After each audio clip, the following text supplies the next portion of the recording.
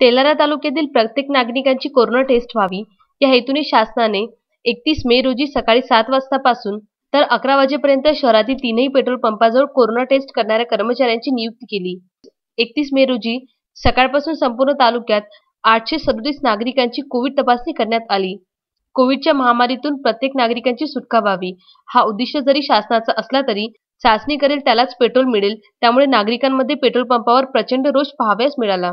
तालुक्यातील व्यावसायिक, शेतकरी आणि मजूर वर्ग यांना प्रत्येकाला आपल्या कामावर जाण्याची घाई असताना चाचणी हा विषय मनस्तापाचा ठरत असल्याचे दिसून येत होते।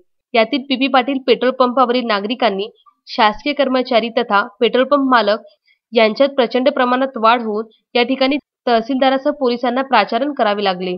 वाद विकोपाला जात असताना पेट्रोल पंप मालक पीपी पाटील, नायब तहसीलदार सुरडकर, नगर परिषद प्रशासकीय अधिकारी मयूर जोशी यांनी वेळेवर उपस्थित होऊन परिस्थिती नियंत्रणात आणली।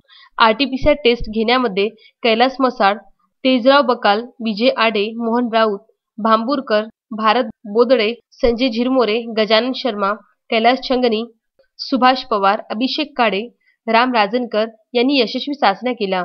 लॉकडाऊनमुळे व्यापाऱ्यांना आपल्या व्यवसायासाठी कमी कालावधी मिळत असल्यामुळे व सध्यास्थितीत शेतकऱ्यांसाठी पेरणीचे दिवस जवळ असल्यामुळे पेट्रोल पंपावर तरी कोविड चाचण्या थांबवाव्या अशी मागणी नागरिकांकडून करण्यात येत आहे।